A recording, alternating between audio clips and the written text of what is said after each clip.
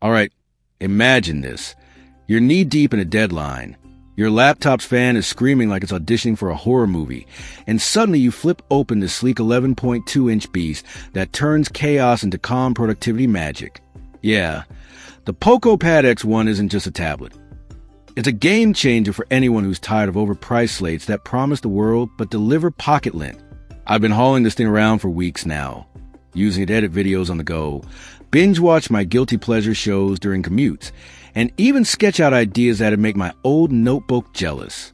If you're wondering if this could be your next workhorse, stick with me, because trust me, it might just steal your heart and your desk space.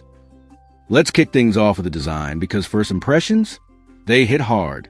This thing rocks at classic 3:2 aspect ratio, wrapped in an aluminum unibody that's got the same premium vibe as the Poco F8 series phones it launched with. Picture a slim 6.2mm profile that slips into your bag like it owns the place. But at 500 grams, it's got some heft, every bit of it screaming built to last. I remember the first time I picked it up, it felt solid, like it could survive a drop from my coffee table. Don't test that at home, folks. The square camera bump has this subtle gold accent that pops against the black finish. Seriously, the black model's got that stealthy elegance, while the blue one's more like a splash of ocean cool. Only 2 colors? Yeah, but they nail it. Compared to the featherweights like the iPad 11 Gen at 477 grams or Samsung's Galaxy Tab S11 at 469. This one's a tank. Sturdy? Absolutely. Light as a feather? Nah. But hey, gym motivation right there. The box is straightforward, no frills, just the essentials. Tablet, 45 watts charger, huge win, by the way, most brands skim on that, and a USB-C cable. But here's where it gets fun, the accessories ecosystem. None come bundled, which stings a bit, but oh man, they transformed this pad into a full-on workstation. The floating keyboard? At $199. It's a steal for what it does. It magnetically snaps on, tilts up for that perfect viewing angle, and the keys have the satisfying travel that makes typing emails feel like a breeze. The trackpad's wide, clicky, and weirdly addictive. I've caught myself scrolling just because it feels so responsive. Downside? That metal hinge adds 600 grams, pushing the whole setup to 1.1 kilograms. I lugged it to a coffee shop once, and yeah, it was a two-handed affair, but secure, rock solid, no floppy angles here. Then there's a Focus pen for $99, 8,192 levels of pressure sensitivity. 2 buttons, one cycles tools in the drawing app, the other turns it into a laser pointer for presentations, genius. And it charges wirelessly on the top edge. I doodled a quick logo for a side project the other day, and it felt natural, not like wrestling a hockey puck. Back cover's $49 if you want protection without the bulk. These aren't cheap add-ons, but they make the Pad X1 versatile. Like, do you need a laptop when this is in your arsenal? Now, the star of the show, that 11.2-inch IPS LCD display. In a world obsessed with OLED, LCD gets a bad rap. But hear me out, this panel's evolved, folks.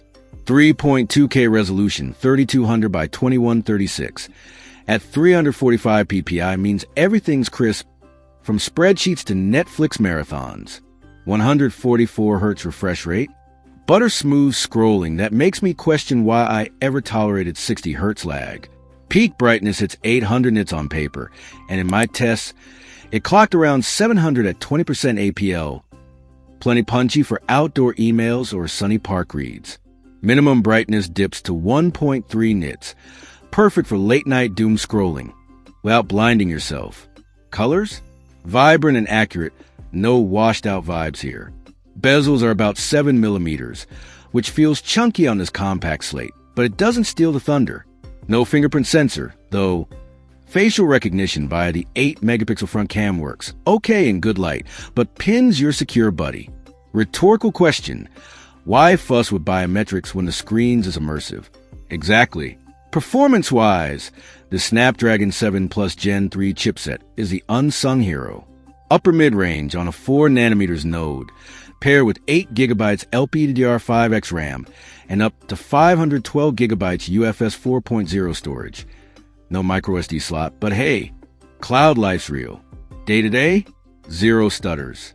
I fired up multitasking. Chrome tabs, Spotify, and a doc editor, and it hummed along at 144 Hz glory. Benchmarks back it up.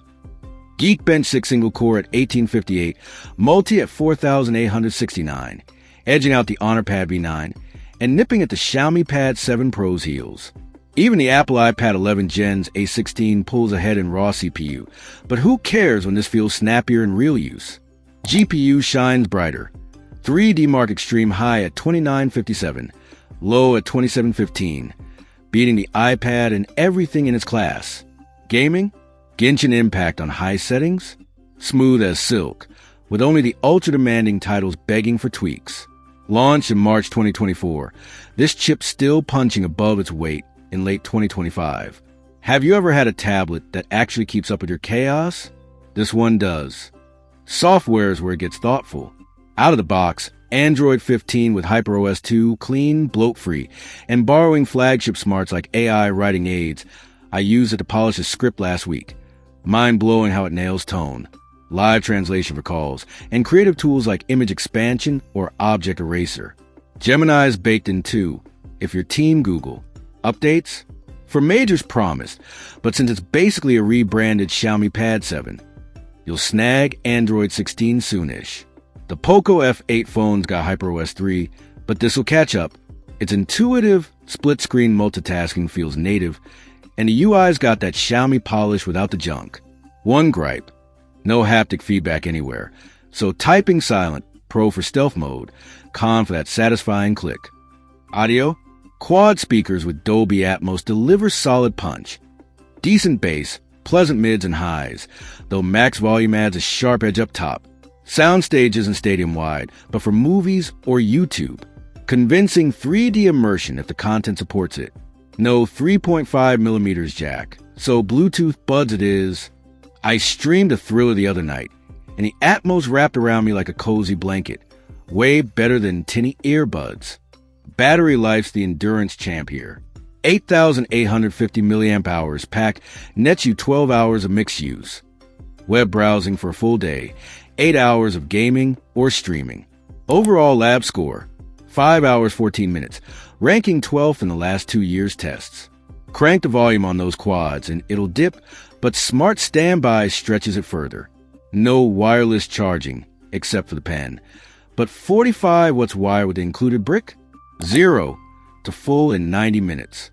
I took on a road trip, charged once, lasted 2 days of maps, podcasts, and pit stop planning. Solid, right? Cameras? Let's be real, they're the afterthought. 13 megapixel rear, tiny 1 per 3.06 inch sensor, f per 2.2, spits out 2015 vintage shots. Soft, noisy, and low light, fine for scanning docs but not Instagram flexes. Front 8 megapixel handle zoom calls without drama, but selfies? Meh. Tablets aren't for photography anyway. Leave that to your phone. Question for you. How often do you actually snap pics with a slab this size? Thought so.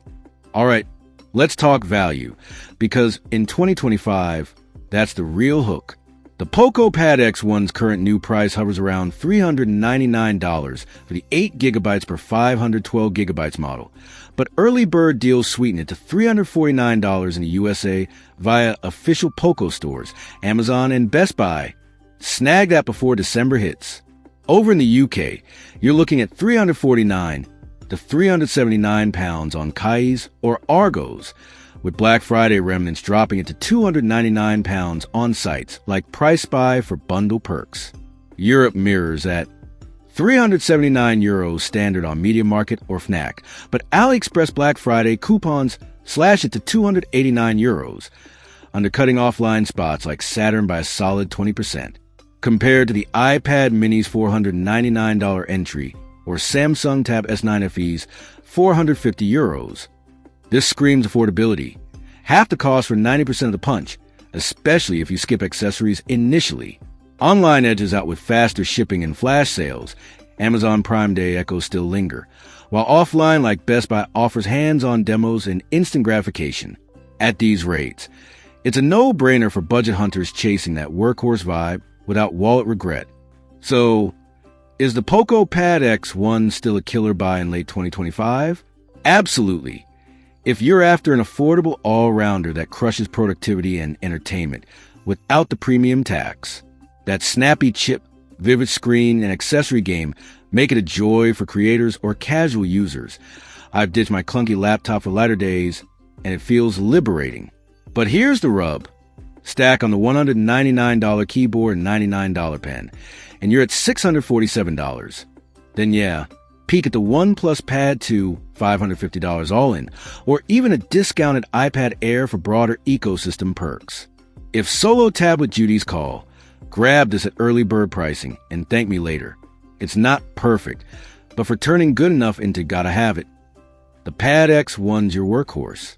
Drop a comment. What's your must-have tablet feature? Hit like if this sparked your next upgrade, and I'll catch you in the next one. Stay charged.